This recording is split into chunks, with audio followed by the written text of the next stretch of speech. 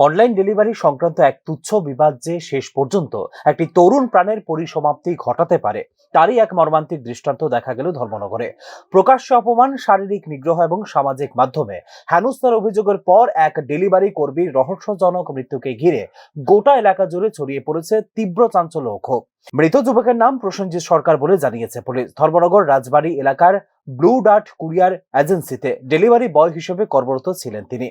ধর্মনগর থানাধীন কামেশ্বর গ্রাম পঞ্চায়েতের বাসিন্দা প্রসেনজিতের দেহ বাড়ির অদূরে একটি জঙ্গল থেকে উদ্ধার হয় ঝুলন্ত অবস্থায়। প্রাথমিকভাবে পুলিশ আত্মঘাতী সম্ভাবনার কথা বললেও ঘটনা প্রবাহ এবং পরিবারের অভিযোগ এই মৃত্যুকে ঘিরে তুলে দিয়েছে একাধিক গুরুতর প্রশ্ন।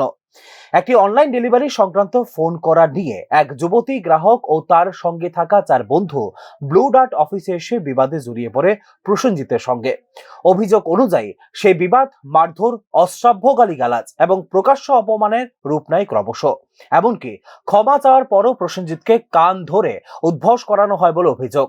পরিস্থিতির ভয়াবহতা এখানেই শেষ নয়। এই অপমানজনক ঘটনার ভিডিও করে তা সামাজিক মাধ্যমে ছড়িয়ে দেওয়া হয় বলে দাবি পরিবারের। ঘটনাটা কি হয়েছিল? গতকালকে নাম প্রসেনজিৎ সরকার, বাড়ি কামেশ্বর। ব্লু ডার্টে পার্সেল ডেলিভারি দেয়। তো সকালে যায়, দুপুরে আসে বা সন্ধ্যার সময় আসে অনেক সময়। তো আবার পরে কিছু কইছে না, কিন্তু তার মালিকের থেকে জানতে পারছি যে সন্ধ্যার সময় নাকি তার এক যে পার্সেল কাস্টমার, ওরা তাকে আসিয়া তার অফিসের মধ্যে মারধর করছে। তিনটা মেয়ে, 2জন ছেলে আসলো। তারপরে মারধর করার পরে তারপরে হে আবার ভুল স্বীকার করছে, কইছে না আমি অতবার ফোন করছি, তোমরা ফোন করছো না দেখে আমি একটু দূর ভাষায় কথা কইছি। তারপরে হে ভুল স্বীকার করছে, তারপরে কইছে তারা কানো ধরে উঠবো, তুমি এরকম ব্যবহার করছো মেয়েরার লগে বা সবের লগে, তুমি এরকম করো, এই কথা কইয়া তার সবের সামনে, মানুষ অনেক জড়ো হয়েছিল, সবের সামনে কানো ধরিয়া উঠাইয়া পোস্ট পাইছে অনেক সময়। কইছে এইগুলা আমি সোশ্যাল মিডিয়া ডালবো, তুমি এরকম করো। ওই করার থেকে মানতে না পারিয়া ওখানে এই ঘটনাটা ঘটছে। এখন এই ঘটনাটা কেমনে করছে, হে নিজে করছে না তারা আবার কইছে যে ছেলের যেগুলো আসলো তোমার দেখমু আমরা। নিছক একটি গ্রাহক বিবাদ হিসেবে দেখার সুযোগ নেই এই ঘটনাকে। কর্মক্ষেত্রে একজন নিম্ন স্তরের কর্মীর সঙ্গে ক্ষমতার অপব্যবহার, সামাজিক মর্যাদায় আঘাত এবং ডিজিটাল মাধ্যমে অপমান ছড়িয়ে দেওয়ার অভিযোগ সামনে নিয়ে আসে মানসিক নির্যাতনের গুরুতর দিকটি। পরিবারের দাবি, এই চরম অপমানে মানসিকভাবে ভেঙে পড়েছিলেন প্রসেনজিৎ। ঘটনার রাতেই তিনি নিখোঁজ হন এবং পরদিন উদ্ধার হয় তার ঝুলন্ত দেহ। এই ঘটনায় 5 জনের বিরুদ্ধে ধর্মনগর থানায় লিখিত খুনের অভিযোগ দায়ের করেছে মৃতের পরিবার। অভিযুক্তদের মধ্যে রয়েছে সুস্মিতা ভট্টাচার্য, সঙ্গীতা ভট্টাচার্য, সৌরভ ভট্টাচার্য, মেঘাদীপ ভট্টাচার্য ও পিউ ধর।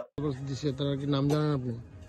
তার নাম, একজনের নাম হইল গিয়া Sushmita Bhattacharya, most probably Hurua address, দক্ষিণ হুরুয়া। আর হিরু ভট্টাচার্যের মেয়ে, আমি যতটুকু খবর পাইছি এখন। বাবার নাম হিরু ভট্টাচার্য। হিরু ভট্টাচার্য। তো যে কনজুমার ছিল ওনার নাম কি? সুস্মিতা আর সঙ্গীতা, তারা 2 বোন। আরেকজন মহিলা আসছিল, তো ওই মহিলারাই মানে এইটাতে বেশি ইনসাল্ট ফিল করছে আর কি। তারা যে কইছে সোশ্যাল মিডিয়াতে দিব আর ভিডিও করছে, ওইটাতে মানে কি নাম আপনার করে যে সমাজে একাধিক গুরুত্বপূর্ণ প্রশ্ন তুলে দিয়েছে এই ঘটনা। গ্রাহক পরিষেবার নামে কি প্রকাশ্যে কাউকে অপমান বা হেনস্থা করার অধিকার কারো আছে? কর্মক্ষেত্রে মানসিক নির্যাতন ও পাবলিক শেমিং কি আত্মহত্যার মতো চরম পরিণতির দিকে ঠেলে দিতে পারে না? ডিজিটাল মাধ্যমে অপমান ছড়িয়ে দেওয়ার দায় কতটা গুরুতর, তা কি এখনো আমরা যথেষ্ট গুরুত্ব দিয়ে দেখছি? এই প্রশ্ন ছড়িয়েছে গোটা নেট দুনিয়ায়। আত্মঘাতীর ঘটনা হলেও এর নেপথ্যে যদি প্ররোচনা, মানসিক নির্যাতন বা অপমানের ভূমিকা থাকে, তবে তা আইনত গুরুতর অপরাধের আওতায় পড়ে বলে মনে করছে আইন বিশেষজ্ঞরা। ফলে এই মৃত্যুকে নিছক আত্মহত্যা বলে চিহ্নিত করাই শেষ কথা নয়, প্রয়োজন নিরপেক্ষ ও গভীর তদন্ত বলে দাবি করছেন স্থানীয় এলাকাবাসীরা। ঘটনাকে কেন্দ্র করে শোক ও ক্ষোভের আবহ তৈরি হয়েছে গোটা ধর্মনগর জুড়ে। Bureau report, news now.